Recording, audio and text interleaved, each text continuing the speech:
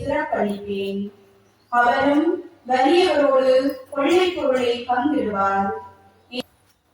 வானங்களை கடந்து சென்ற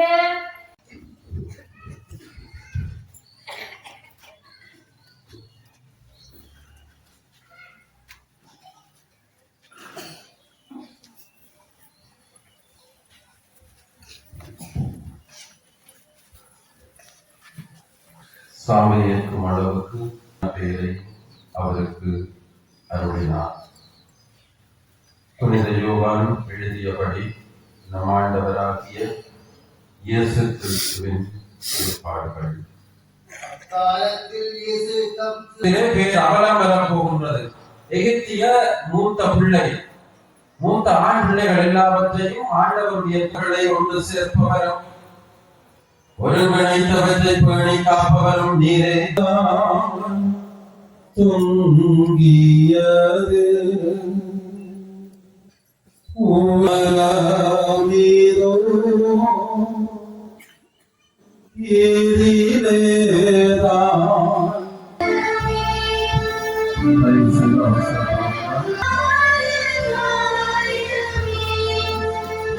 எங்களில் நிலைத்திருக்க செய்தவர்களும் இவ்வாறு இம்மலை பொருளில்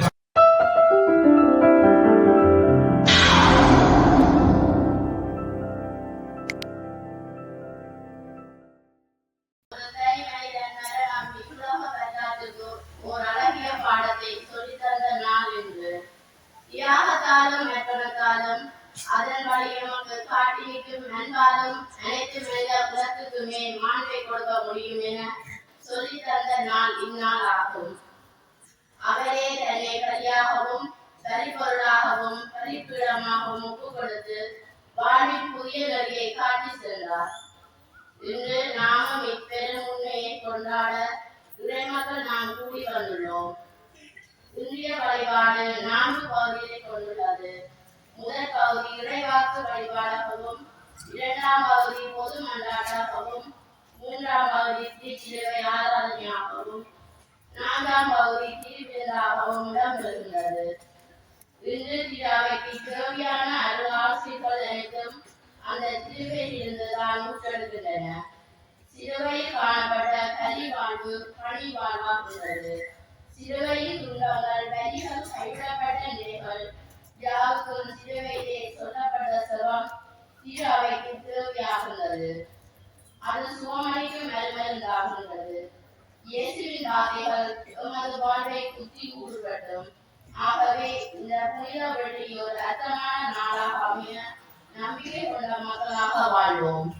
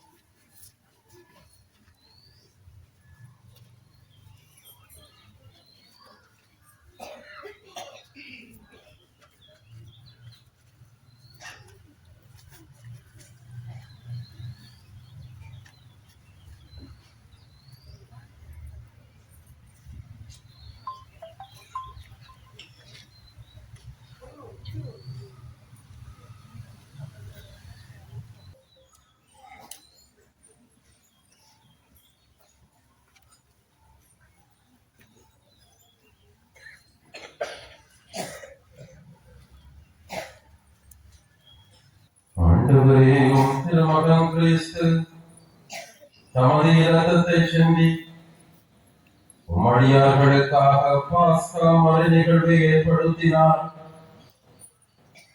உமது இரக்கத்தை நினைவு கூர்ந்து நிலையான பாதுகாப்பால் அவர்களை புனிதப்படுத்துவீராக. என்றென்றும் வாழ்ந்து ஆட்சி செய்கின்றவர் வழியாக உம்மை மன்றாடுகின்றோம். இறைவாக்கினர் ஏசாயா நூலிலிருந்து வாசகம். அதிகாரம் 52 திருவசனங்கள் 13 தொடக்கம் 53 12ஆம் வசனம் வரை. நம் குற்றங்களுக்காக காயமடைந்தார். இதோ என் ஊழியர் சிறப்படைவார். அவர் மேன்மைப்படுத்தப்பட்டு உயர்த்தப்பட்டு பெரிதும் மாற்றியுள்ளார். அவரை கண்ட பலர் திகைப்புற்றனர். அவரது தோற்றம் பெரிதும் உருக்குலைந்ததால் மனித சாயலே அவருக்கு இல்லாதிருந்தது. மானிடரின் உருவமே அவருக்கு இல்லை. அவ்வாறே அவர் பல துறையினத்தாரை அதிர்ச்சிக்குள்ளாக்குவார். அரசர்களும் அவரை முன்னிட்டு வாய்ப்பத்தி நிற்பர். ஏனெனில் தங்களுக்கு சொல்லப்படாததை அவர்கள் காண்பர், தாங்கள் கேள்விப்படாததை அவர்கள் புரிந்து கொள்வர். நாங்கள் அறிவித்ததை நம்பியவர் யார்? ஆண்டவரின் ஆற்றல் யாருக்கு வெளிப்படுத்தப்பட்டது? இளந்தளிர் போலும் வறண்ட நிலவேர் போலும் ஆண்டவர் முன்னிலையில் அவர் வளர்ந்தார். நாம் பார்ப்பதற்கேற்ற அமைப்போ அவருக்கு இல்லை. நாம் விரும்பத்தக்க தோற்றமும் அவருக்கு இல்லை. அவர் இகழப்பட்டார், மனிதரால் புறக்கணிக்கப்பட்டார். வேதனையுற்ற மனிதராயிருந்தார், நோயுற்று நலிந்தார். காண்போர் தம் முகத்தை மூடிக்கொள்ளும் நிலையில் அவர் இருந்தார். அவர் இழிவுபடுத்தப்பட்டார், அவரை நாம் மதிக்கவில்லை. மெய்யாகவே அவர் தம் பிள்ளைகளை தாங்கிக் கொண்டார், நம் துன்பங்களை சுமந்து கொண்டார். நாமோ அவர் கடவுளால் வதைக்கப்பட்டு நொறுக்கப்பட்டவர் என்றும் சிறுமைப்படுத்தப்பட்டவர் என்றும் எண்ணினோம். அவரோ நம் குற்றங்களுக்காக காயமடைந்தார், நம் தீச்செயல்களுக்காக நொறுக்கப்பட்டார். நமக்கு நிறைவாழ்வை அளிக்க அவர் தண்டிக்கப்பட்டார். அவர் தம் காயங்களால் நாம் குணமடைகின்றோம். ஆடுகளைப் போல நாம் அனைவரும் வழிதவறி அறிந்தோம். நாம் எல்லோரும் நம் வழியே நடந்தோம். ஆண்டவரோ நம் அனைவரின் தீச்செயல்களையும் அவர் மேல் சுமத்தினார்.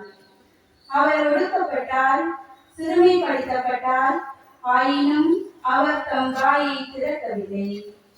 அடிப்பதற்கு இழுத்து செல்லப்பட்ட ஆட்டுக்குட்டி போலும், ரோமம் கத்தரிப்போர் முன்னிலையில் கத்தாத செம்மறி போலும் அவர் தம் வாயை திறவாதிருந்தார்.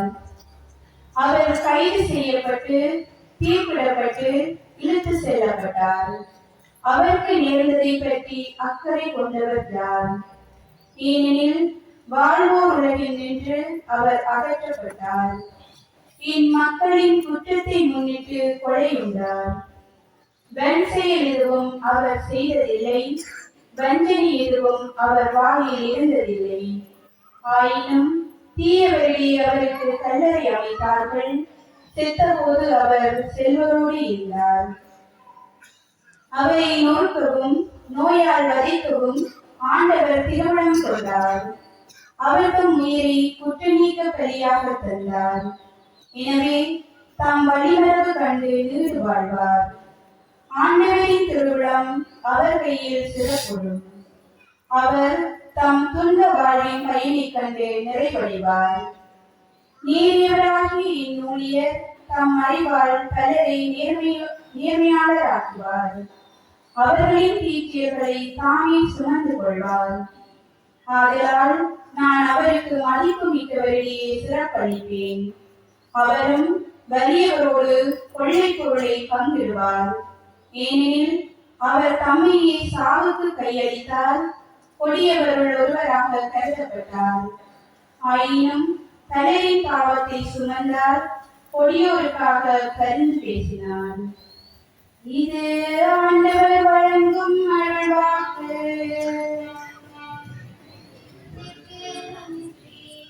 கீழ்ப்படிதலை கற்றுக்கொண்டார்.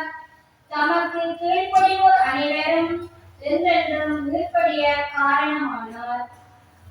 எபிரேயருக்கு எழுதப்பட்ட திருமுகத்திலிருந்து வாசகம்.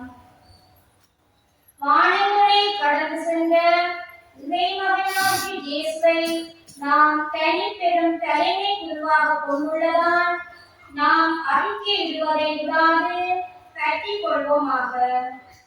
ஏனெனில் நம் தலைமை குரு நம்முடைய வலிமையை கண்டு இரக்கம் காட்ட இயலாதவர் அல்ல. மாறாக எல்லா வகையிலும் நம்மை போல சோதிக்கப்பட்டவர், எனினும் பாவம் செய்யாதவர். எனவே நாம் இரக்கத்தை பெறவும் ஏற்ற வேளையில் உதவக்கூடிய அருளை கண்டடையவும் அருள் நிறைந்த நிலை அரியணையை துணிவுடன் அணுகி செல்வோமாக. அவர் இவ்வுலகில் வாழ்ந்த காலத்தில் தம்மை சாவிலிருந்து காப்பாற்ற வல்லவரை நோக்கி உரத்த குரல் எழுப்பி கண்ணீர் சிந்தி மன்றாடி வேண்டினார். அவர் கொண்டிருந்த இறைப்பற்று கலந்த அச்சத்தை முன்னிட்டு கடவுள் அவருக்கு செவி சாய்த்தார். அவர் இறைமகனாய் இருந்தும் துன்பங்கள் வழியே கீழ்ப்படுதலை கற்றுக்கொண்டார். அவர் நிறை உள்ளவராகி தமக்கு கீழ்ப்படிவோர் அனைவரும் என்றென்றும் கீழ்ப்படிய காரணமானார். இது ஆண்டவர் வழங்கும் அருள்வாக்கு. சாவையை ஏற்கும் அளவுக்கு, அதுவும் சிலுவை சாவையை ஏற்கும் அளவுக்கு கீழ்ப்படிந்து தம்மையே தாழ்த்தி கொண்டார். எனவே கடவுளும் அவரை மிகவே உயர்த்தி பெயருக்கும் மேலான பெயரை அவருக்கு அருளினார். புனித யோவான் எழுதியபடி நம் ஆண்டவராகிய இயேசு கிறிஸ்துவின் திருப்பாடுகள். அக்காலத்தில் இயேசு தம் சீடரோடு எதிரோனும் நீரோடே கடந்து சென்றார். அங்கே ஒரு தோட்டம் இருந்தது. தம் சீடரோடு இயேசு அதில் நுழைந்தார். அவரை காட்டிக் கொடுத்த யூதாசுக்கு அந்த இடம் தெரியும். ஏனெனில் இயேசுவும் அவருடைய சீடர்களும் அடிக்கடி அங்கு கூடுவர். படைப்பிரிவினரையும் தலைமை குழுக்களும் பரிசேயரும் அனுப்பிய காவலர்களையும் கூட்டிக் கொண்டு யூதாசு விளக்கோடும் பந்தங்களோடும் படைக்கலங்களோடும் அங்கே வந்தான். தமக்கு நிகழப்போகும் பயணத்தை இயேசு அங்கு அவர்கள் முன் சென்று யாரை தேடுகிறீர்கள் என்று கேட்டார். அவர்கள் மறுமொழியாக நாசரேத்து இயேசுவை தேடுகிறோம் என்றார். இயேசு நான் தான் என்றார். அவரை காட்டிக் கொடுத்த யூதாசும் அவரோடு நின்று கொண்டிருந்தான். நான் தான் என்று இயேசு அவரிடம் சொன்னதும் அவர்கள் பின்வாங்கி தரையில் விழுந்தார்கள். யாரை தேடுகிறீர்கள் என்று மீண்டும் இயேசு அவரிடம் கேட்டார். நாசரேத்து இயேசுவை தேடுகிறோம் என்றார்கள். இயேசு அவரை பார்த்து நான் தான் என்று உங்களிடம் சொன்னேனே. நீங்கள் என்னை தேடுகிறீர்கள் என்றால் இவர்களை போக விடுங்கள் என்றார். நீர் என்னிடம் ஒப்படைத்தவர்களை நான் இழந்து விடவில்லை என்று அவரை கூறியிருந்தது இவ்வாறு நிறைவேறிவிட்டது. சீமோன் பேதுருடன் ஒரு வாள் இருந்தது. அவரது உருவி தலைமை குழுவின் பணியாளரை தாக்கி அவரது வழக்காலை வெட்டினார். அப்பணியாளரின் பெயர் மாறு. இயேசு பேதுருவிடம் வாழை உரையில் போடு. தந்தை எனக்கு அளித்த துன்பக் கிண்ணத்தில் இருந்து நான் குடிக்காமல் இருப்பேனோ என்றார்.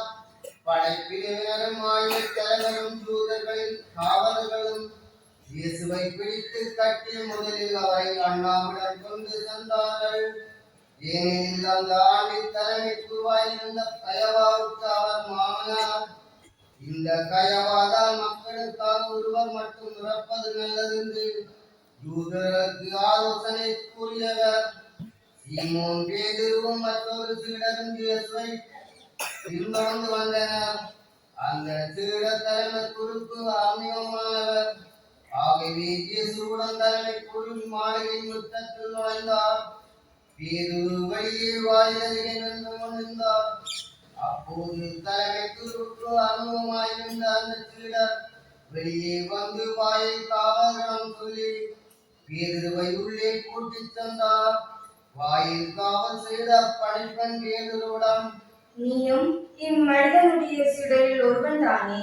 என்று கேட்டார். பேதுரு இல்லை என்றார். அப்போது குளிராயிருந்ததால் பணியாளர்களும் காவலர்களும் கரியினால் தீ மூட்டி அங்கிருந்து குளிர்காந்து கொண்டிருந்தார்கள்.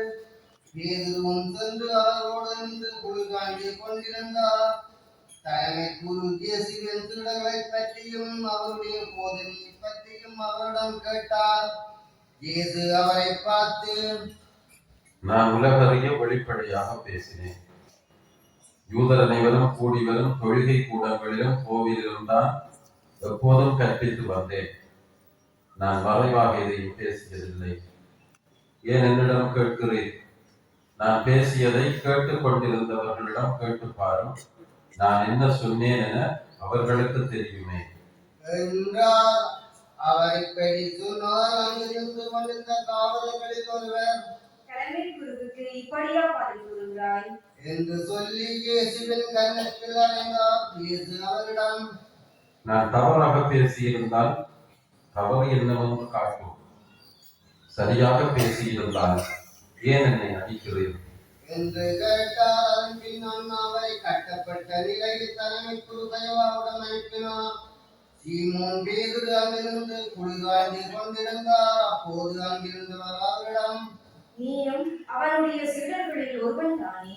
என்று கேட்டனர். அதற்கு அவர், இல்லை என்று மறுதலித்தார். தலைமை குருவின் பணியாளரில் ஒருவர், நான் உன்னை தோட்டத்தில் அவரோடு பார்க்கவில்லையா? என்று கேட்டார். பேதுரு வாக்காது வெட்டப்பட்டவர்கள் உறவினர். பேதுரு மீண்டும் மறுதலித்தார். உடனே சேவல் கூவிட்டு, அதன் பின் அவர்கள் கயவாவுடன் ஆளுநர் மாளிகைக்கு இயேசுவை கொண்டு சென்றார்கள். அப்போது விடியற்காலம் பார்க்க உணவை உண்ணும் வீட்டுப்படாமல் இருக்க ஆளுநர் மாளிகையில் அவர்கள் நுழையவில்லை. எனவே பிலாத்து வெளியே அவரிடம் வந்து, நீங்கள் இந்த ஆளுக்கு எதிராக குற்றச்சாட்டு என்ன? என்று கேட்டார். அதற்கு அவர்கள், இவன் குற்றம் செய்யாதிருந்தால் இவனை நாங்கள் உன்னிடம் ஒப்புவித்திருக்க மாட்டோம் என்றார்கள். பிலாத்து அவர்களிடம், நீங்கள் இவனை கொண்டு போய் உங்கள் சட்டப்படி இவனுக்கு தீர்ப்பு வழங்குங்கள் என்றார். யூதர்கள் அவரிடம், சட்டப்படி நாங்கள் யாருக்கும் மரண தண்டனை விதிக்க முடியாது என்றார்கள். இவ்வாறு தாம் அப்படிப்பட்ட சாவுக்குட்பட போவர் என்பதை குறிப்பிட்ட இயேசு கூறியிருந்ததை நிறைவேறச் செய்தார்கள். பிலாத்து மீண்டும் மாளிகைக்கு சென்று இயேசுவை கூப்பிட்டு அவரிடம், நீ யூதரின் அரசனா? என்று கேட்டான். இயேசு மறுமொழியாக, நீராக இதை கேட்கிறீரா அல்லது மற்றவர்கள் என்னை பற்றி உங்களிடம் சொன்னதை வைத்து கேட்கிறீரா என்று கேட்டார். அதற்கு பிலாத்து, நான் ஒரு யூதனா இல்ல? உன் இனத்தவரும் தலைமை குருக்களும் தானே உன்னை என்னிடம் ஒப்புவித்தார்கள். நீ என்ன செய்தாய்? என்று கேட்டான். இயேசு மறுமொழியாக, எனது ஆட்சி இவ்வுலக ஆட்சி போன்றது அல்ல. அது இவ்வுலக ஆட்சி போன்றதாய் இருந்திருந்தால் நான் யூதர்களிடம் காட்டி கொடுக்கப்படாதவாறு என் காவலர்கள் போராடியிருப்பார்கள். ஆனால் என் ஆட்சி இவ்வுலக ஆட்சி போன்றது அல்ல என்றார். பிலாத்து அவரிடம், அப்படியானால் நீ அரசன் தானே? என்று கேட்டான். அதற்கு இயேசு, அரசன் என்று நீர் சொல்கிறேன். உண்மையை எடுத்துரைப்பதே என் பணி.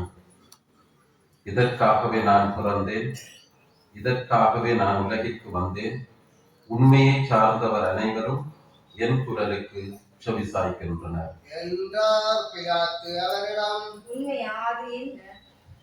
என்று கேட்டான். இப்படி கேட்டபின் பிலாத்து மீண்டும் தூதரிடம் சென்று, இவனிடம் நான் குற்றம் ஒன்றும் காணவில்லையே என்றான். மேலும், பாஸ்கா விழாவின் போது உங்கள் விருப்பப்படி ஒரு கைதியை விடுதலை செய்யும் வழக்கம் உண்டே. யூதரின் அரசனாகியவனை நான் விடுதலை செய்யட்டுமா? உங்கள் விருப்பம் என்ன? என்று கேட்டான். அதற்கு அவர்கள், இவன் வேண்டாம், பரவாயியை விடுதலை செய்யும் என்று மீண்டும் கத்தினார்கள். அந்த பரவாவு கள்ளம். பின்னர் பிலாத்து இயேசுவை சாட்டையால் அடிக்கச் செய்தான். வீரர்கள் ஒரு புன்மொழி பின்னி அவர் தலைமையில் வைத்து சின்னரங்கிலுடைய அவருக்கு அணிவித்தார்கள். அவர்களிடம் வந்து, யூதரின் அரசே வாழ்க. என்று சொல்லி அவருடைய கன்னத்தில் அறைந்தார்கள். பிலாத்து மீண்டும் வெளியே வந்தவர்களிடம், அவனை நான் உங்களிடம் வெளியே கூட்டி வருகிறேன். பாருங்கள், அவனிடம் நான் குற்றம் ஒன்றும் காணவில்லை என்பதை அறிந்து கொள்ளுங்கள் என்றான். இயேசு முன்மொழியும் செங்கரமேருடைய மணந்தவராய் வெளியே வந்தார். பிலாத்து அவர்களிடம், இதோ மனிதன் என்றான். அவரை கண்டதும் தலைமை குழுக்களும் காவலர்களும் சிலுவையில் அறையும், சிலுவையில் அறையும் என்று கத்தினார்கள். பிலாத்து அவர்களிடம், நீங்களே இவனை கொண்டு போய் சிலுவையில் அறையுங்கள். இவனிடம் குற்றம் இருப்பதாக எனக்கு தெரியவில்லை. என்றான். யூதர்கள் அவரை பார்த்து, எங்களுக்கு ஒரு சட்டம் உண்டு. அச்சட்டத்தின்படி இவன் சாக வேண்டும். ஏனெனில் இவன் தன்னை இறைமகன் என உரிமை கொண்டாடுகிறான் என்றனர். பிலாத்து இதை கேட்டதும் இன்னும் எதியாக அஞ்சினான். அவன் மீண்டும் அழுகும் மலையைக்கு சென்று இயேசுவிடம், நீ எங்கிருந்து வந்தவன் என்று கேட்டான். ஆனால் இயேசு அவனுக்கு பதில் கூறவில்லை. அப்போது பிலாத்து, என்னோடு பேச மாட்டாயா? உன்னை விடுதலை செய்யவும் எனக்கு அதிகாரம் உண்டு. உன்னை சிலுவையில் அறையவும் எனக்கு அதிகாரம் உண்டு என்பது உனக்கு தெரியாதா என்றான். இயேசு மறுமொழியாக, மேலிருந்து அருளப்படாவிடில் உமக்கு என்மேல் எந்த அதிகாரமும் இராது. ஆகவே என்னை உம்மிடம் ஒப்புவித்தவன் தான் பெரும் பாவம் செய்தவன் என்றார். அது முதல் பிலாத்து அவரை விடுவிக்க வழி தேடினான். ஆனால் யூதர்கள், நீர் இவனை விடுவித்தால் சீசருடைய நண்பராய் இருக்க முடியாது. தம்மையை அரசாக்கிக் கொள்ளும் அவரும் சீசருக்கு எதிரி என்றார்கள். வார்த்தைகளை கேட்டதும் பிலாத்து இயேசுவின் வெளியே கூட்டி வந்தான். கைதளம் என்னும் இடத்தில் இருந்த நடுவர் இருக்கை மீது அமர்ந்தான். அந்த இடத்திற்கு எதிரே மொழியில் கபரா என்பது பெயர். அன்று பாஸ்காவுக்கு ஏற்பாடு செய்யும் நாள். இதற்குரிய நண்பர்கள் வேலை பிலாத்து யூதர்களிடம், இதோ உங்கள் அரசன் என்றான். அவர்கள், ஒழிக ஒழிக, அவனை சிலுவையில் அறையும் என்று கத்தினார்கள். பிலாத்து அவர்களிடம், உங்கள் அரசனை நான் சிலுவையில் அறைய வேண்டும் என்கிறீர்களா? என்று கேட்டான். அதற்கு தலைமை குருக்கள், எங்களுக்கு சீசரை தவிர வேறு அரசர் இல்லை என்றார்கள். அப்போது பிலாத்து அவரை சிலுவையில் அறையுமாறு அவரிடம் ஒப்புவித்தான். அவர்கள் சிலுவையை தம் பொறுப்பில் ஏற்றுக் கொண்டார்கள். இயேசு சிலுவையை தாமே சுமந்து கொண்டு மண்டையோட்டு இடம் என்னும் இடத்திற்கு சென்றார். அதற்கு எதிரேய மொழியில் கொள்வதா என்பது பெயர். அங்கே அவர்கள் இயேசுவையும் அவரோடு இருவரையும் சிலுவையில் அறைந்தார்கள். அவ்விருவரையும் இரு பக்கங்களிலும் இயேசுவை நடுவுமாக அறைந்தார்கள். பிலாத்து குற்றறிக்கை ஒன்றை எழுதி அதை சிலுவை மீது வைத்தான்.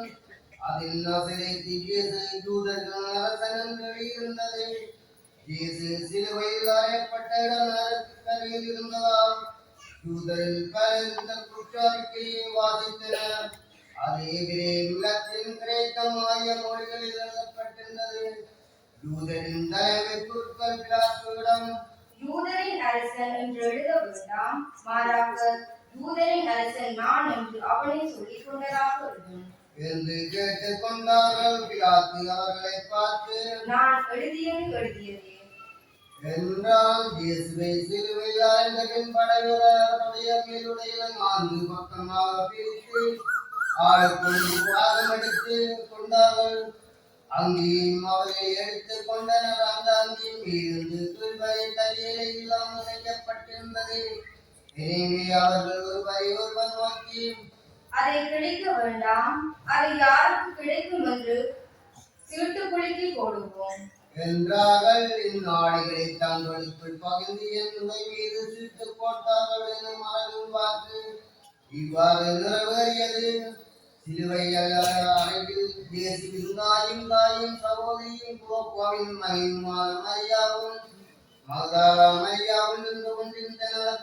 இயேசு தம் தாயை மறிகின்ற தம் அன்பு சீடரையும் கண்டு தாயிடம், அம்மா, இவரே உம் மகன், என்றார். பின்னர் தம் சீடரிடம், இவரே உம் தாய் என்றார். அந்நேரம் முதல் அச்சீடர் அவரை தம் வீட்டில் ஏற்று ஆதரவு அழைத்து வந்தார். இதன் பின் அனைத்தும் நிறைவேறி விட்டது என்பதை அறிந்த இயேசு தாகமாயிருக்கிறது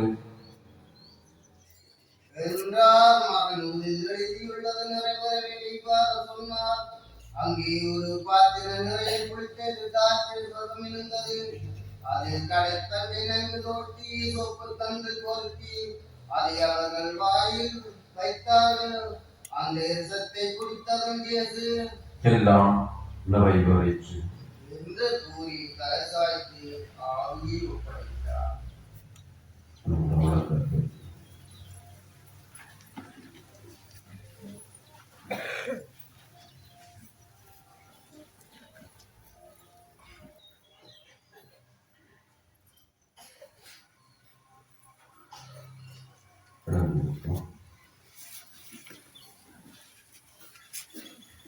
அன்று பாஸ்கா விழாவுக்கு ஏற்பாடு செய்யினாள். அடுத்த நாள் ஓய்வு நாளாகவும் பெருநாளாகவும் இருந்தது. எனவே அந்த சிலுவையில் உடலை தொங்கலாக என்பதற்காக கால்களை முறித்து சடலம் எடுத்து விடுமாறு யூதர்கள் பிலாத்துவிடம் கேட்டுக் கொண்டார்கள். ஆகவே படைவீரர் வந்து இயேசுவோடு சிலுவையில் அறையப்பட்டிருந்தவர்கள் ஒருவருடைய கால்களை முதலில் முறித்தார்கள். பின்னர் மற்றவருடைய கால்களை முறித்தார்கள். பின்பு அவர்கள் இயேசுவிடம் வந்தார்கள். அவரை தெருவில் இறந்து போயிருந்ததைக் கண்டு அவருடைய கால்களை முறிக்கவில்லை. ஆனால் படைவீரர் ஒருவர் இயேசுவின் விழாவை ஈட்டியால் குத்தினார். உடனே இரத்தமும் கண்ணீரும் வடிந்தன. இதை நேரில் கண்டவர் இதற்கு சாட்சி. அவரது சான்று உண்மையானது. அவர் உண்மையை கூறுகிறார் என்பது அவருக்கு தெரியும். நீங்கள் நம்ப வேண்டும் என்பதற்காக அவர் கூறுகின்றார். இந்த எலும்பு முறிபடாது என்னும் மரநூல் வாக்கு இவ்வாறு நிறைவேறியது. மேலும் தாங்கள் ஊடுருவி குத்திவரை உற்று நோக்குவார்கள் என்றும் மறைநூல் கூறுகிறது.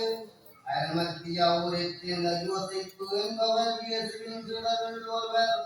யூதருக்கு அஞ்சியதால் தம்மை சீடர் என்று வெளிப்படையாக காட்டிக் கொள்ளாதவர்.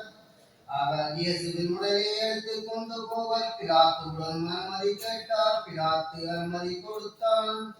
யோசேப்பு வந்து இயேசுவின் சடலத்தை எடுத்துக் கொண்டு போனார். முன்பு ஒரு முறை இரவில் இயேசுவிடம் வந்து நிக்கதேமு அவர் முன்பு வந்து சேர்ந்தார். அவர் வெள்ளைப்பூளும் சந்தனத்தூளும் கலந்து ஏறக்குறைய 30 கிராம் கொண்டு வந்தார். அவர்கள் இயேசுவின் உடலை எடுத்து யூத அடக்கம் முறைப்படி நறுமணப் பொருட்களுடன் துணிகளால் சுற்றி கட்டினார்கள். அவர் சிலுவையில் அறையப்பட்டிருந்த இடத்தில் ஒரு தோட்டம் இருந்தது. அங்கே புதிய கல்லறை ஒன்று இருந்தது. அதில் அதுவரை யாரும் அடக்கம் செய்யப்படவில்லை. அன்று பாஸ்கா விழாவுக்கு ஆயத்த நாளாய் இருந்ததாலும் அக்கல்லறை அருகில் இருந்தாலும் அவர்கள் இயேசுவை அதில் அடக்கம் செய்தார்கள்.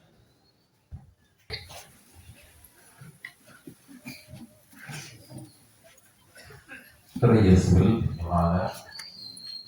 சகோதர சகோதரிகளே, ஆண்டவர் இயேசுவினுடைய இறப்பை இன்றைய நாளிலே நாங்கள் நினைவு கூர்ந்து இறப்பு இறைவன் ஆண்டவர் இயேசுவினுடைய இறப்பு எனக்கு உங்களுக்கும் தருகின்ற ஆசீர்வாதங்களை பற்றி தியானிக்க உங்களை அன்போடு அழைத்திருக்கின்றேன். இறப்பு ஆசீர்வாதமானதா? இறப்பு நல்லதா?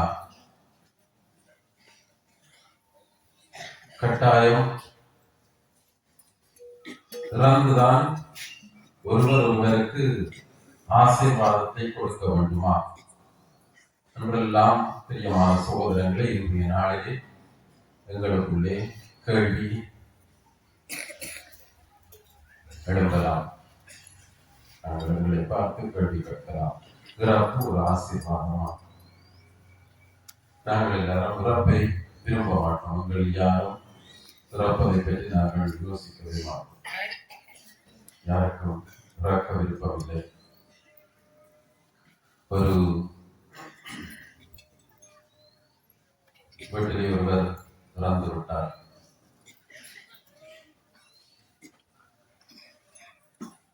சூளையிலிருந்து மனைவி, பிள்ளைகள் உறவுகள் எல்லாரும் மாரடித்து அழைக்கின்றார்கள்.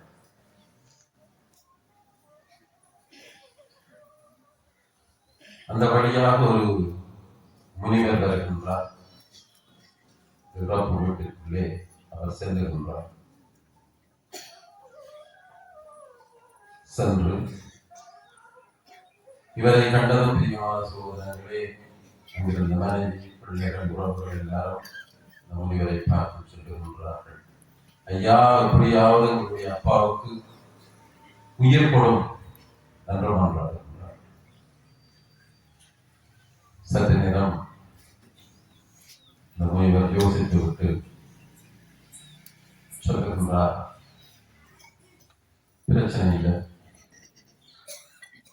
உங்களுடைய அப்பாவை உயிர் தர செய்யலாம், அவருக்கு உயிரை கொடுக்கலாம். ஆனால் அதற்கு ஒரு நிபந்தனை உண்டு. உங்களில் யாராவது உங்களுடைய உயிரை தந்தால் இவருக்கு உயிரை கொடுக்கலாம். நீங்கள் யாராவது வந்தால் இவருக்கு உயிரை கொடுக்கலாம் என்று சொல்லிவிட்டு அவர் அந்த இறந்தவருடைய மனைவியை பார்த்தார். மனைவியுடன் என்று ஐயோ, என்னட்ட 3 பிள்ளைகள் இருக்குது, இந்த 3 பிள்ளைகளுக்கும் நான் பிறந்துட்டேன் என்றால் இந்த 3 பிள்ளைகளை யார் பார்க்கிறது? அப்பா இருந்தாலும் பரவாயில்லை, ஒரு தாய் கட்டாயம் தேவை பிள்ளைகளுக்கு என்று சொல்லி அவர் கையெழுத்து போட்டார். மூத்த பிள்ளையை பார்த்தால் மூத்த பிள்ளைக்கு தாயுடனே சொல்றான், ஐயோ, அவன் தான் வீட்டுல மூத்தவன், அவன் வாழ வேண்டியவன். அவன் கடைசி பிள்ளையை பார்த்தார். அவன் கடை போட்டு நாங்கள் செல்லமா வளர்த்தினாங்க, இவனை என்ன கொள்றது என்று எல்லாரும் பிரியமான சோதனைகளை கையெழுத்து விட்டார்கள். அதோட செத்தவருக்கு உயிர் கொடுக்க முடியாமல் போய்விட்டது. செத்தவர் செத்தவர்தான். இதுதான் பிரியமான சோதனைகளை சாதாரணமாக எங்களுடைய வாழ்வில் யதார்த்தம். நாங்கள் யாரும் இறக்க விரும்ப மாட்டோம். எனவே இறப்பு ஒரு ஆசீர்வாதமா என்றால் பிரியமான சோதனைகளை ஒரு கேள்வியாக எங்களுடைய வாழ்வில் இருக்கும். நாங்கள் சொல்லுவோம், இல்லை, அது சாபமாகத்தான் நாங்கள். ஆனால் பிரியமான சோதனைகளை இன்றைய நாளின் இறப்பு இதற்கு முற்றிலும் மாறுபட்ட ஒரு செய்தியை சொல்லியிருப்பதை நாங்கள் பார்க்கிறோம். கோதுமை மணி மண்ணில் விழுந்து மடிந்த அருளிய அது பலன் தராது என்று போதித்த இயேசு இன்றைய நாளில் சிலுவையில் சீவபலியாகின்றார், தன்னையை பலியாக்குகின்றார். ஏன் ஆண்டவர் இயேசு தன்னை பலியாக்கினார் என்றால் பிரியமான சகோதரர்களே, நானும் நீங்களும் வாழ்வு பெற வேண்டும், நானும் நீங்களும் வாழ்வு அடைய வேண்டும் என்றால்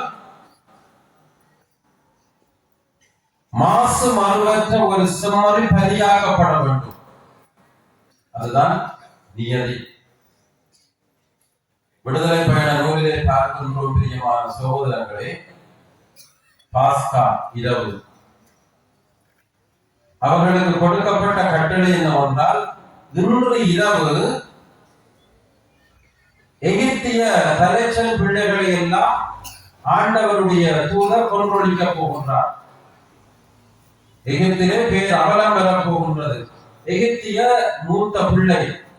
மூத்த ஆண் பிள்ளைகள் எல்லாவற்றையும் ஆண்டவருடைய தூதர் அழிக்கப் போகின்றார்.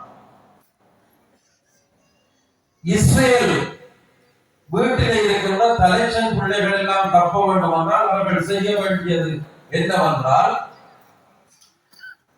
மாசு மறுவற்ற ஒரு ஆட்டுக்குட்டியை நீங்கள் பலியாக்கி புளிக்காத அப்பத்தோடு அந்த இறைச்சியை நீங்கள் உண்ண வேண்டும்.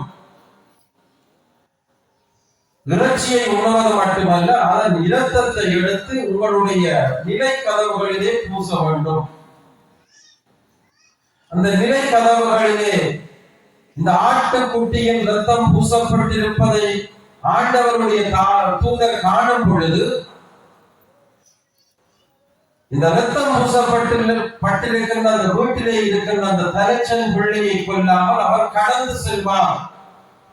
அதுதான் பாஸ்கா கடத்தல் என்று அழைக்கப்படும் ஒன்று நாங்கள் விடுதலை பயண நூலிலே பார்க்கின்றோம். ஆட்டுக்குட்டியின் இரத்தத்தினாலே இஸ்ரேலுடைய தலைச்சன் பிள்ளைகள் எல்லாம் காக்கப்பட்டார்கள்.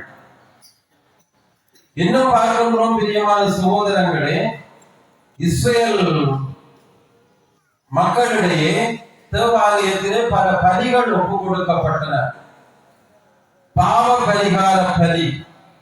இந்த பாவ பரிகார பலி எப்படி ஒப்புக் கொடுக்கப்படும் என்றால், மாசு மறுவற்ற ஒரு செம்மறி ஆட்டை பலியிட்டு அந்த இரத்தத்தை அவர்கள் மக்கள் மீது தெளிப்பார்கள்.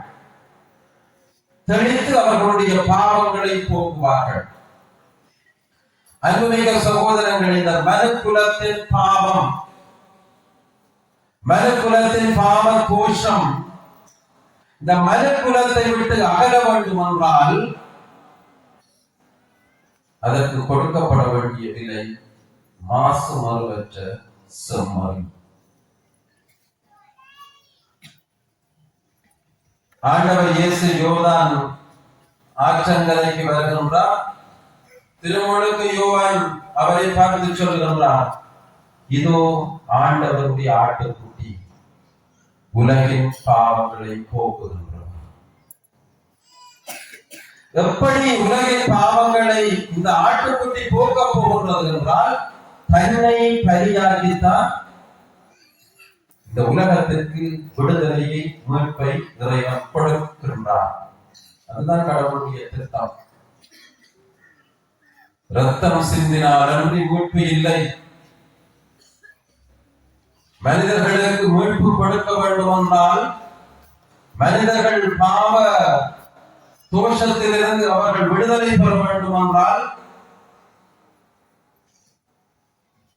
ஆண்டவருடைய திருமகன் பலியாக்கப்பட வேண்டும், பலியாக கொடுக்கப்பட வேண்டும். அந்த பலிதான் பிரியமான சகோதரர்களே கல்வாரியிலே நிறைவேறியிருக்கின்ற பலி.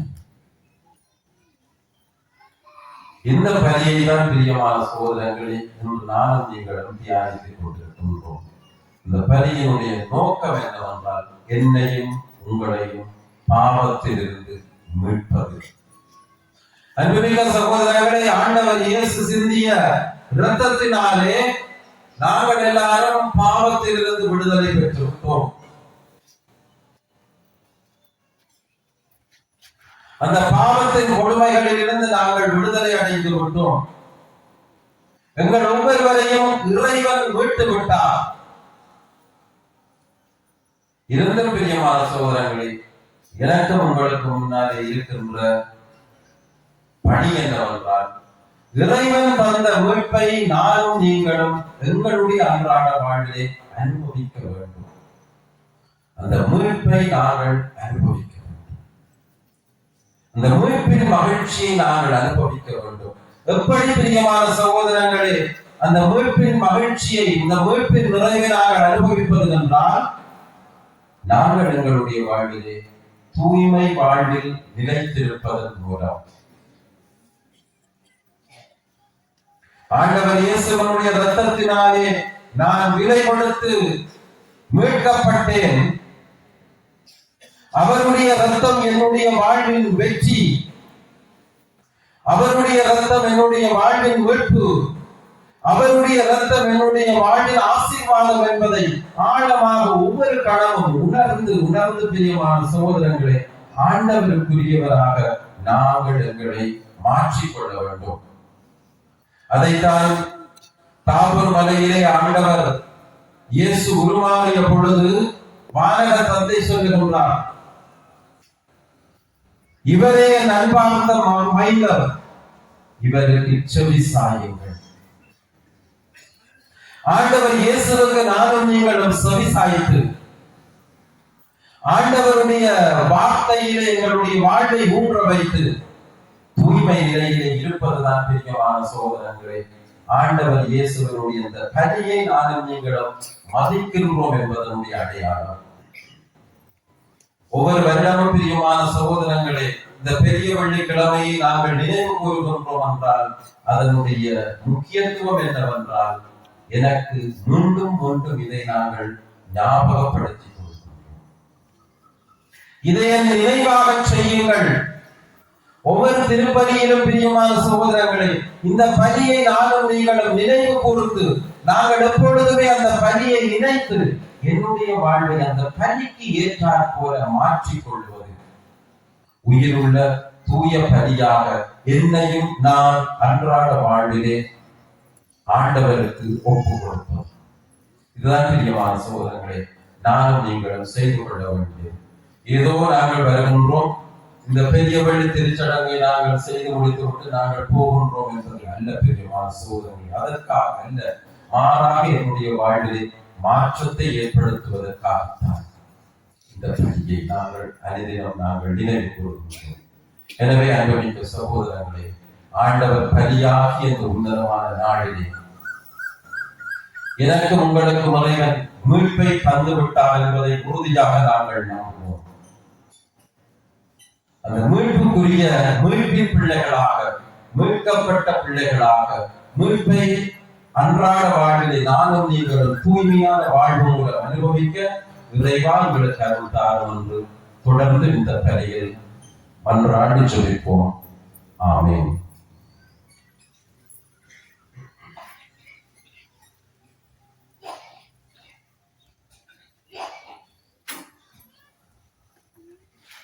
அன்புமிக்க சகோதரங்களே, இப்பொழுது நாங்கள் பொது மன்றாட்டுக்களை ஏறெடுக்க இருக்கின்றோம். சிறப்பாக நாங்கள் செபிக்க இருக்கின்றோம். ஆகவே இந்த செபத்தின் முன்னிலை இப்பொழுது அனைவர் விழுந்திருப்போம். நாங்கள் செபிக்கின்ற பொழுது நாங்கள் அனைவரும் மறந்தாற்படியிருந்து சுருக்கமாக மன்றாடுவோம். அனைவர் விழுந்திருப்போம். புனித திருவைக்கார் அன்புமிக்க சகோதர சகோதரிகளே, இறைவனின் புனித திருவைக்காக மன்றாடுவோம். நாம் இறைவனும் ஆண்டவருமானவர் உலகெங்கும் திரு அவைக்கு அமைதியும் ஒற்றுமையும் பாதுகாப்பும் அளித்து காக்க வேண்டும் எனவும், நாம் கலக்கமின்றி அமைதியான வாழ்வு நடத்தி எல்லாம் வல்ல இறை தந்தையை மாற்றிப்படுத்த நமக்கு அருள் புரிய வேண்டும் எனவும் மன்றாடுவோமாக.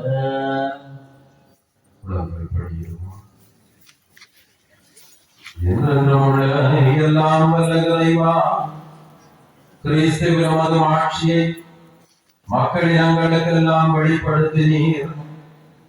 உம்முடைய இரக்கத்தின் செயல்களை நீர் பாதுகாப்பதால் உலகெங்கும் பரவியிருக்கும் திரு அவை உறுதியான நம்பிக்கையுடன் உமது பெயரை அறிக்கையிடுவதில் நினைத்திருக்க செய்வீராக.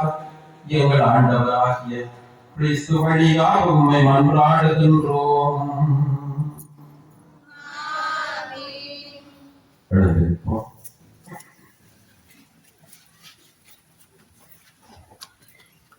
திருத்தந்தைக்காக நாம் புனித திருத்தந்தை 14ஆம் லியோவிற்காக மன்றாடுவோம். தலைமை ஆயர் நிலைக்கு அவரை தேர்ந்தெடுத்த நம் இறைவனும் ஆண்டவருமானவர் எவ்வகை தீங்குமின்றி அவரை பேணி காப்பாராக. அதனால் அவர் இறைவனின் புனித மக்களை வழிநடத்தி தம்முடைய புனித திரு அவையை வளம் பெற செய்ய வேண்டும் என மன்றாடுவோமாக.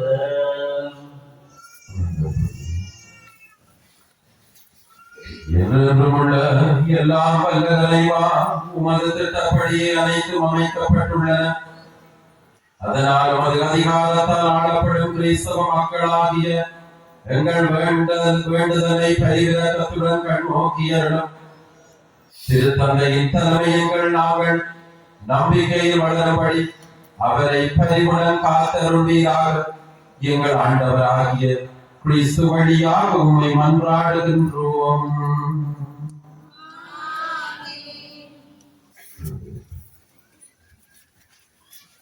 திருநிலை பணியாளர்கள், நம்பிக்கையாளர்கள், பல்வேறு நிலையில் உள்ளவர்கள் ஆகிய அனைவருக்காக நம் ஆயர் ஜஸ்டின் மாணவர் வசதிக்காகவும் திரு அவையில் உள்ள எல்லா ஆயர்கள், அருள் பணியாளர்கள், திருத்தொண்டர்கள், நம்பிக்கையாளர் ஆகிய அனைவருக்காகவும் மன்றாடுவோமாக. என்றென்றும் உள்ள எல்லாம் வல்ல இறைவா, உம்முடைய ஆவியாரால் திரு அவை முழுவதும் ரட்சிக்க பெற்று ஆளப்படுகின்றது. உம்முடைய திருநிலை பணியாளர்கள் அனைவருக்காகவும் நாங்கள் செய்யும் வேண்டலை கேட்டறியும். அதனால் எல்லா நிலையினரும் உமது அருள்கொடையால் உமக்கு உண்மையுடன் ஊழியம் புரிவார்களாக. எங்கள் ஆண்டவராகிய கிறிஸ்து வழியாக உம்மை மன்றாடுகின்றோம்.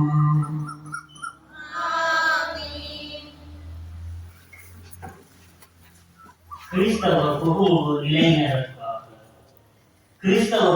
நிலையினருக்காகவும் மன்றாடுவோம். அதனால் நம் இறைவனும் ஆண்டவருமானவர் தமது இரக்கத்தை பொழிந்து அவர்களுடைய இதயங்களின் செவிகளை திறந்து விடுவாராக. இவ்வாறு அவர்கள் புது பிறப்பு அளிக்கும் திருமுழுக்கினால் தங்கள் பாவங்களுக்கெல்லாம் மன்னிப்பு அடைந்து நம் ஆண்டவர் இயேசு கிறிஸ்துவோடு ஒன்றிணைய வேண்டும் என மன்றாடுவோமாக. என்றென்றும் உள்ள எல்லாம் வல்ல இறைவா, புதிய மக்களை சேர்த்து திருவை அன்பும் பணம் பெறச் செய்கின்றீர். கிறிஸ்தவ புகுநிலையினரிடம் நம்பிக்கையையும் அறிவும் வளரச் செய்தாரிடம். அதனால் அவர்கள் திருமுழுக்கு தண்ணீரால் புது பிறப்பு அடைந்து தேர்ந்து கொள்ளப்பட்ட உம்முடைய மக்களின் திருக்கூட்டத்தில் சேர்த்து கொள்ளப்படுவார்களாக. எங்கள் ஆண்டவராகிய கிறிஸ்து வழியாக உம்மை மன்றாடுகின்றோம்.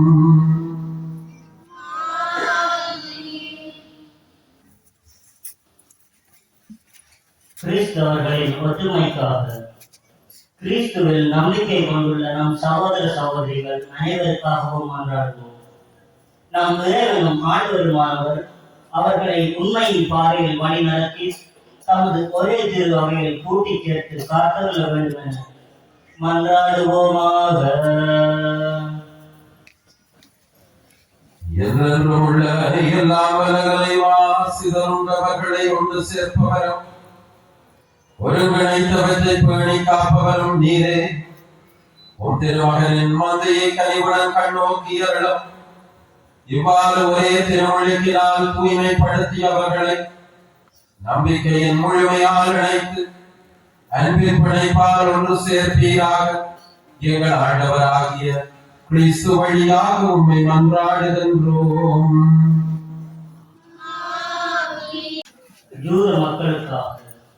யூத மக்களுக்காகவும் மன்றாடுவோம். முற்காலத்தில் அவர்களோடு பேசிய நம் இறைவனாகிய ஆண்டவர் தமது பெயரின் மீதுள்ள அன்பிலும் தமது உடன்படிக்கையின் மீதுள்ள நம்பிக்கையிலும் அவர்களை வளர்ச்சியடைய செய்தர வேண்டும் என மன்றாடுவோமாக. என்றென்றும் உள்ள எல்லாம் வல்ல இறைவா, ஆபிரகாமுக்கும் அவர் தம் வழிவரப்பினருக்கும் நீரும் வாக்குறுதிகளை வழங்கியுள்ளீர்.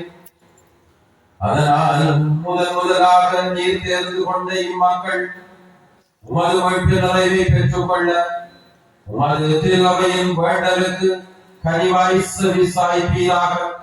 எங்கள் ஆண்டவராகிய கிறிஸ்து வழியாக உம்மை மன்றாடுகின்றோம்.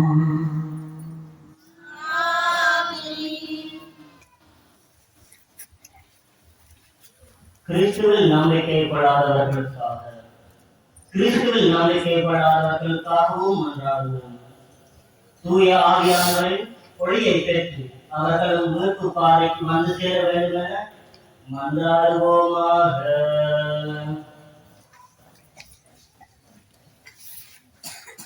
என்றென்றும் உள்ள எல்லாம் வல்ல இறைவா, கிறிஸ்துவை ஏற்றுக்கொள்ளாத மக்கள் உம் திருமண் நேர்மையான இதயத்தோடு நடந்து உண்மையை கண்டடைவார்களாக.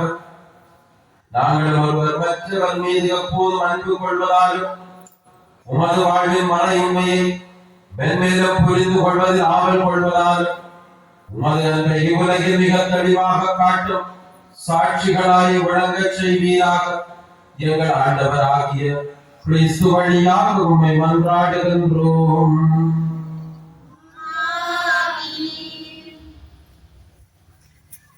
கடவுளை நம்பாதவர்களுக்காக, கடவுளை கண்டறிய முடியாது என்பவர்களுக்காகவும் மன்றாடுவோம். அவர்கள் நேர்மையான இதயத்தோடு நன்னறியில் வாழ்ந்து கடவுளை கண்டடையுமாறு மன்றாடுவோமாக. என்றென்றும் உள்ள எல்லாம் வல்ல இறைவா, மனிதர் அனைவரும் எப்போதும் உம்மையே விரும்பி தேடவும் உம்மை கண்டடைவதால் அமைதி பரவுமே நீர் அவர்களை படைத்தீர். அதனால் உலகில் ஏற்படும் எவ்வித தீங்கு விளைவுக்கும் இடையூறுகளுக்கும் நடுவிலும் அவர்கள் அனைவரும் உமது பரிவிலக்கத்தின் அறிகுறிகளையும் உம்மை நம்புவோர் ஆற்றும் நற்செயல்களின் சான்றுகளையும் கண்டுணர்வார்களாக. இவ்வாறு உண்மையே தங்களின் ஒரே மெய்யான கடவுள் எனவும் மக்களின் தந்தை எனவும் மகளுடன் ஏற்றுக்கொள்ளச் செய்வீராக. எங்கள் ஆண்டவராகிய கிறிஸ்து வழியாக உம்மை மன்றாடுகின்றோம்.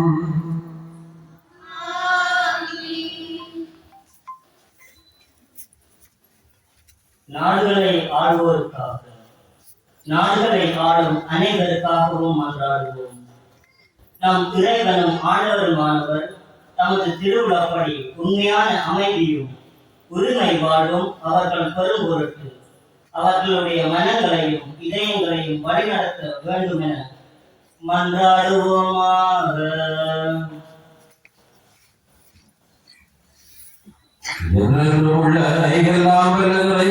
மனிதர் இதயங்களும் அவர்களின் உரிமைகளும் கையில் உள்ளன. உலக மக்களின் வளமான வாழ்வும் அமைதியும் உறுதிப்பாடும் சமய உரிமையும் அது கொடையால் நிலை பெறுவார்கள். எங்களை ஆள்வோரை கையுடன் கண் நோக்குவீராக. எங்கள் ஆண்டவர் ஆகிய கிறிஸ்து வழியாக உம்மை மன்றாடுகின்றோம்.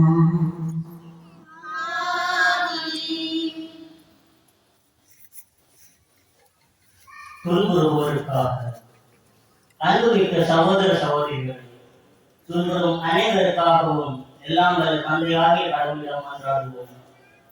தவறுகள் அனைத்திலும் இருந்தும் உலகை தூய்மைப்படுத்தும் துணிகள் நீங்கி பஞ்சம் ஒழியவும், சிறைகள் திறக்கப்பட்டு தடைகள் தகர்க்கப்படவும், வழிபோக்கர் பாதுகாப்பு பெறவும், பயணம் செய்வோர் நலமாக வீடு திரும்பவும், நோய்த்தோர் நலம் பெறவும், இறக்கின்றவர்கள் மீட்பு பெறவும் வேண்டும் என மன்றாடுவோமாக. எங்கள் மத்தியிலும் பல விதத்திலும் துன்பப்படுகிறவர்களை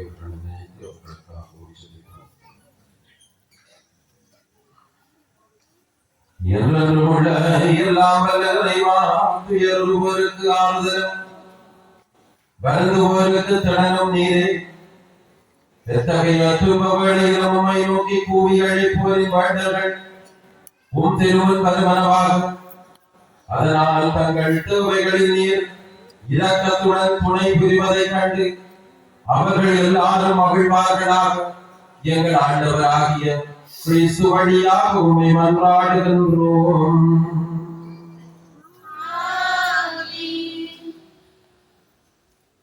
சகோதரங்களே, இப்பொழுது நாளின் இரண்டாவது பகுதி திருச்சிலுவை ஆராதனை. திருச்சிலுவை மறைந்தோ இதிலேதான் தோன்றியது. உலகத்தின் இரட்சணியம் ஒன்று பாடும் பொழுது வருவீர் ஆராதிப்போம் என்று அனைவரும் திருச்சிலுவை ஆராதனைக்கு நாங்கள் தயார்படுத்திப்போம். திருச்சிலுவை மரமிதோ இதிலேதான் தொங்கியது உலகத்தின் இரட்சணியம்.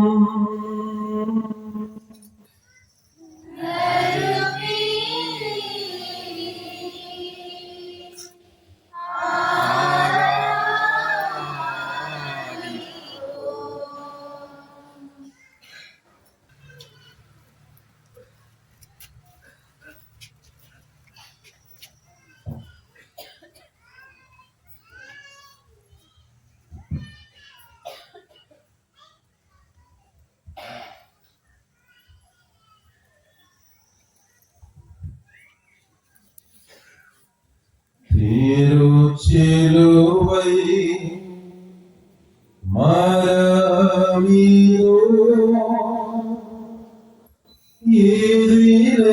எதிரேதான் தொங்கியது உலகத்தின் ரட்சணியம்.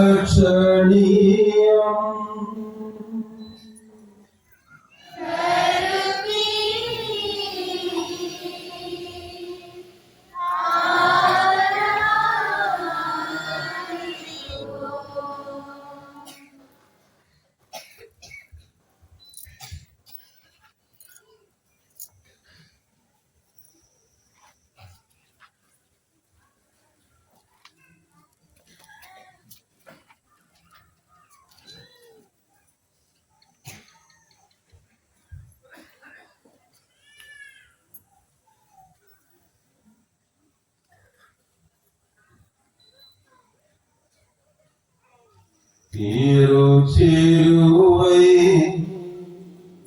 மரமீதோ எதிரேதான் தொங்கியது உலகத்தின் ரட்சணியம்.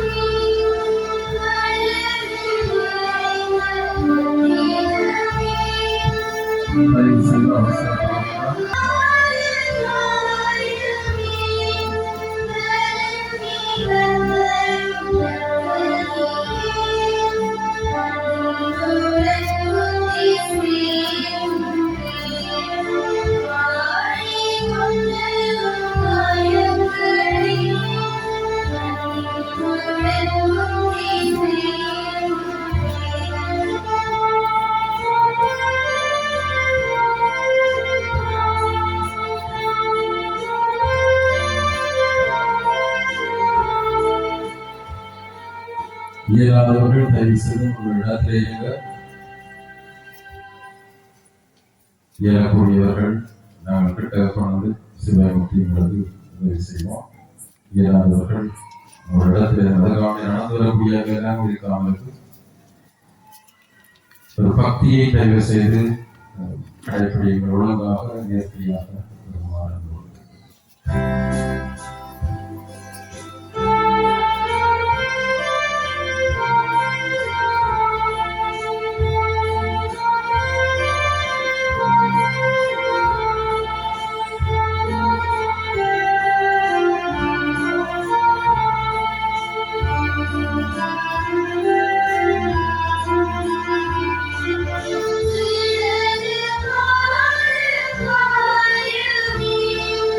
Yeah.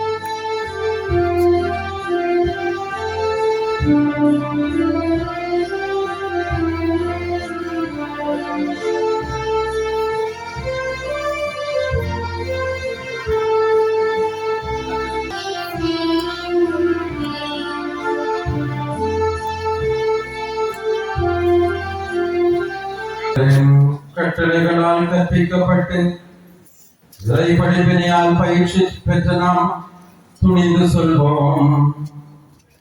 உலகில் இருக்கிற எங்கள் தந்தையே,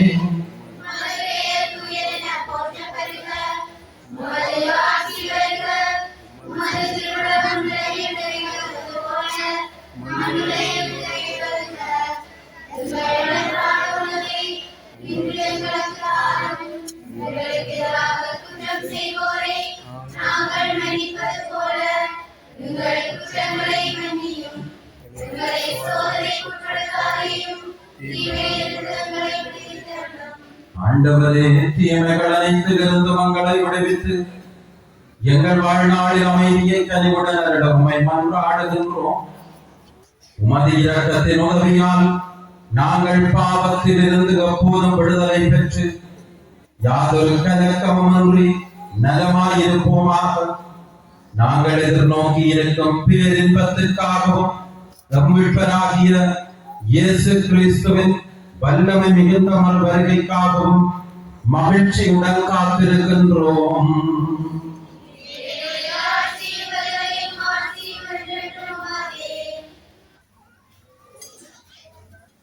இதோ இறைவனின் சமாரி, இதோ உலகின் பாவங்களை போக்குகின்றவர். சமரியன் விருந்துக்கு அழைக்க பெற்ற நாங்கள் ஒவ்வொருவரும் பெயர் பெற்றோர்.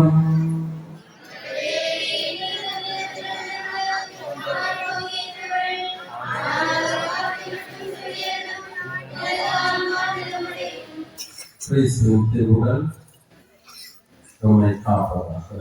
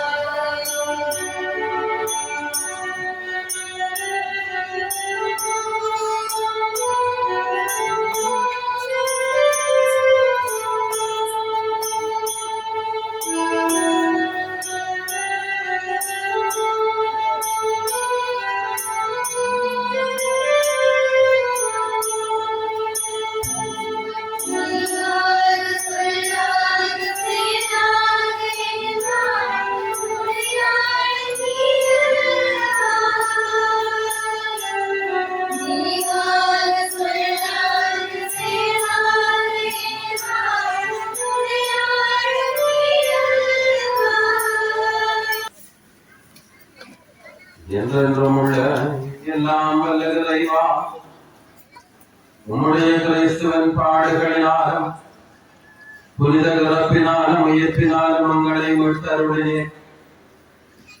உமது இரத்தத்தால் நீராற்றிய மீட்புச் செயல் எங்களில் நிலைத்திருக்க செய்தருளும். இவ்வாறு இம்மறை பொருளில் பங்கேற்பதன் வழியாக முடிவில்லாததை பெற்றுடன் வாழ்வோமாக. எங்கள் ஆண்டவராகிய கிறிஸ்து வழியாக உம்மை மன்றாடுகின்றோம். இறையாசிக்காக தலை வணங்குவோம். ஆண்டவரே, தங்களது உயிர்ப்பின் நம்பிக்கையில் உம் திருமகனின் சாவை நினைவு கூர்ந்துள்ள உம்மக்கள் மீது உமது ஆசி நிறைவாய் இறங்கிட உம்மை வேண்டுகிறோம். அவர்களுக்கு மன்னிப்பு கிடைப்பதாக, அவர்கள் ஆறுதல் அடைவார்களாக, புனித நம்பிக்கை வளர்வதாக, நிலையான மீட்பு உறுதி பெறுவதாக எங்கள் ஆண்டவராகிய கிறிஸ்து வழியாக உம்மை மன்றாடுகின்றோம்.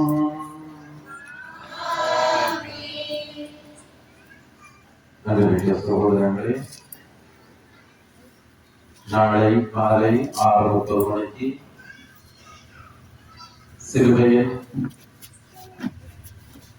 சிலுவையிலிருந்து ஆண்டவர் உரைத்த 7 வசனங்கள் தியானம் இடம்பெறும். அந்த தியானம் ஒரு குணமாக்கல் தியானமாக